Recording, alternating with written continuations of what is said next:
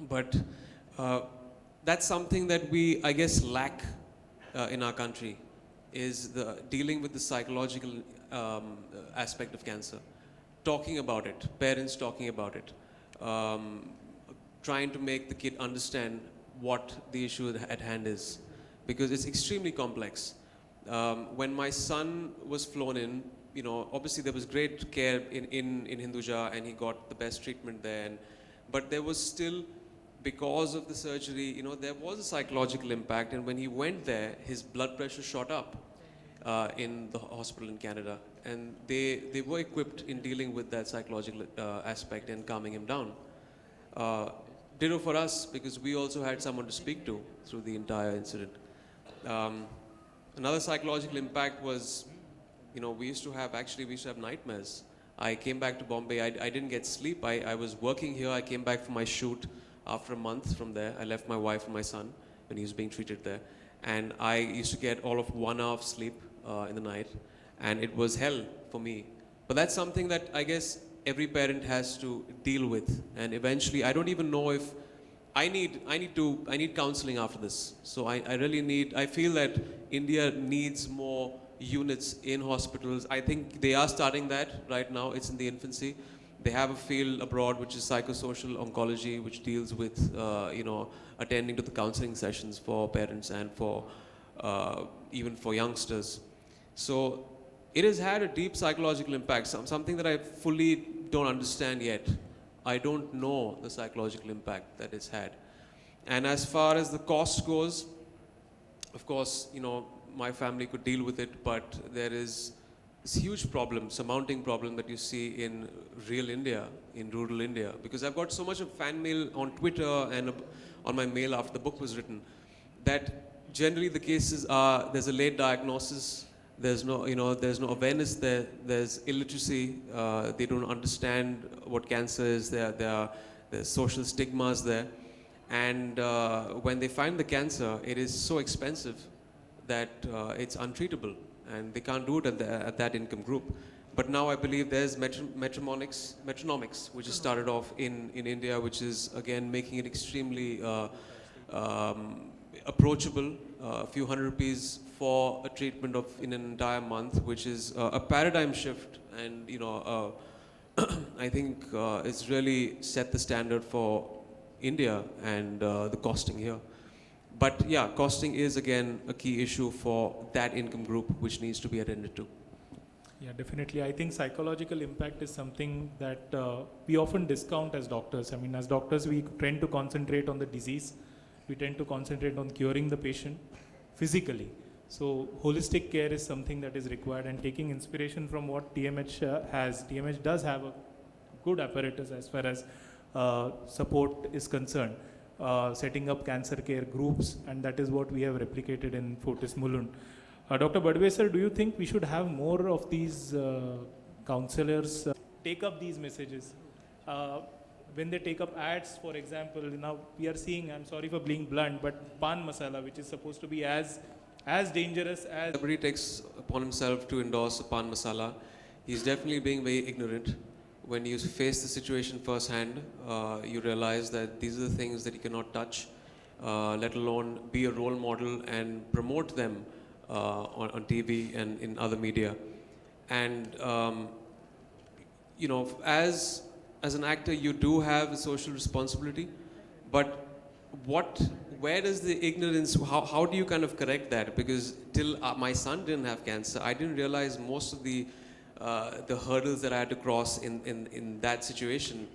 There, for example, cancer is a very minuscule percentage is genetic, and I realized that the lifestyle has a huge part to play in cancer and fighting it.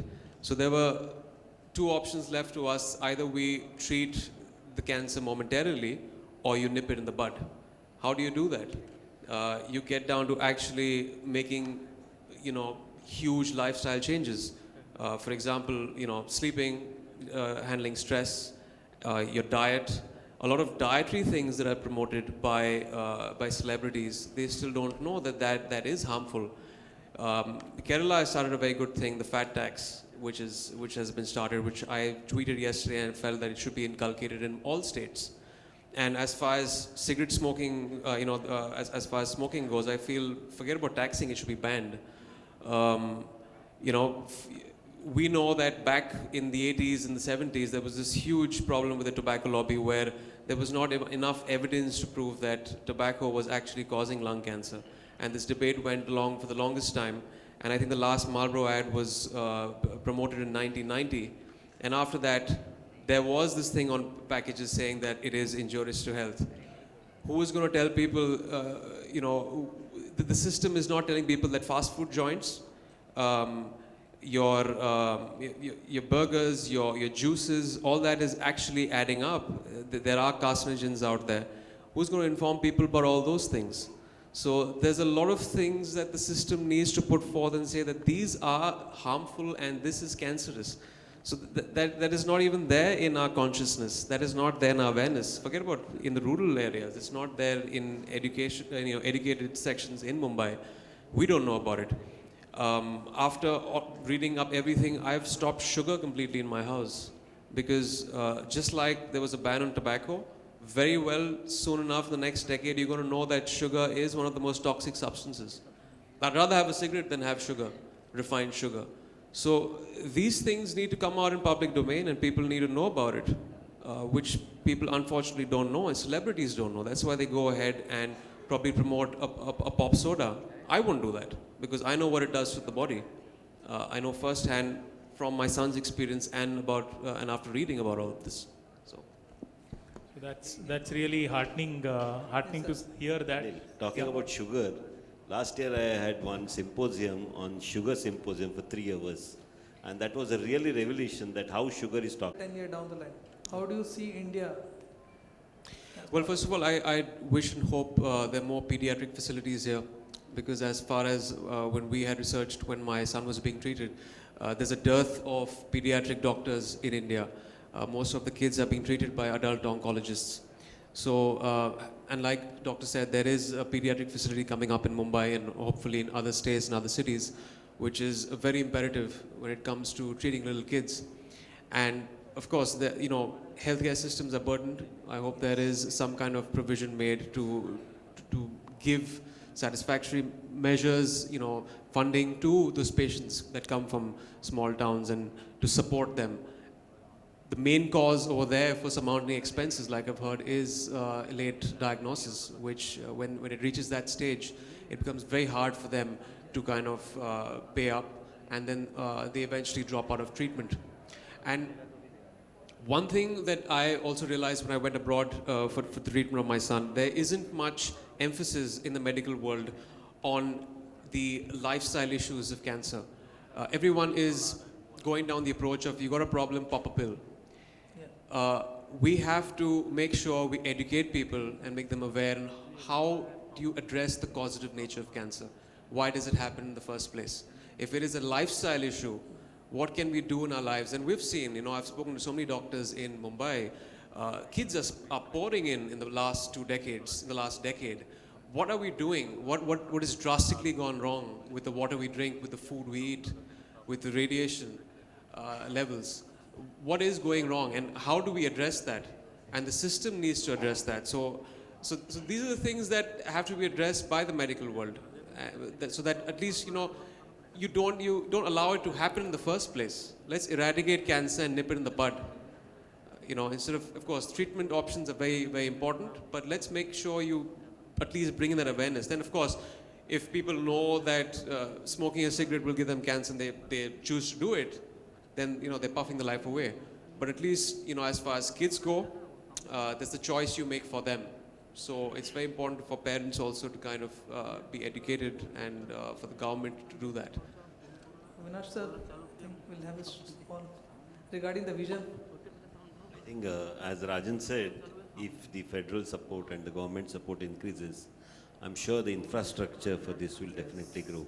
Current 1.3% GDP has to go to at least 2 or 3.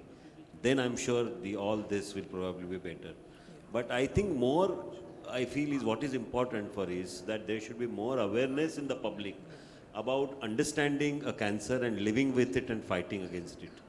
I think today people should realize that many cancers have a better prognosis than an MDR or an XDR tuberculosis. So I think if people accept it, fight it out, and live happily with that, and really do that, I'm sure that's a better awareness, and everybody will provide. We set up a national cancer.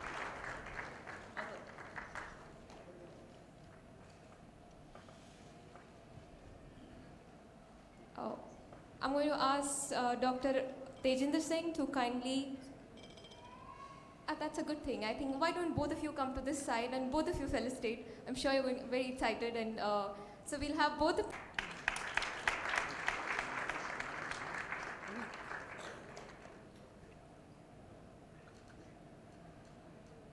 I think the clap should continue.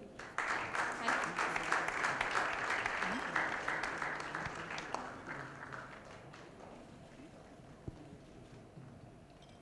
Next, we would like to give a memento to Mr. Emraan Hashmi.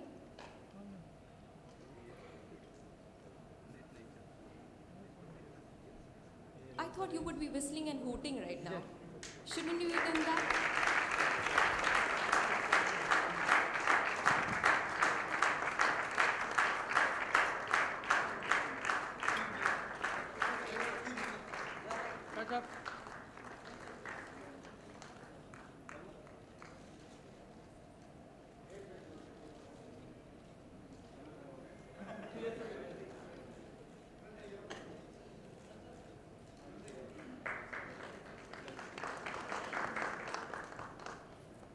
I would, one mention that I would do is Mr. Emraan Hashmi's book, The Kiss of Life, has become a national bestseller. And really, I would encourage everybody to go ahead, buy this book and read it. I've read it, done it myself, and it is really an eye.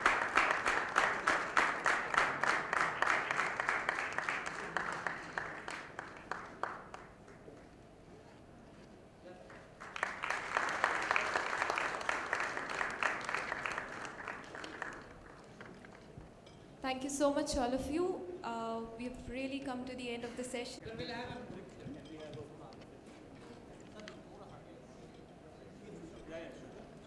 Ladies and in city and country, and various initiatives set by Excuse me, sir.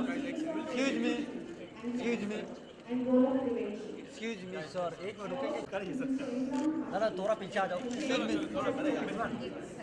अरे भाई mobile मेरे भाई। अरे हाँ ठीक है। देखिए ना।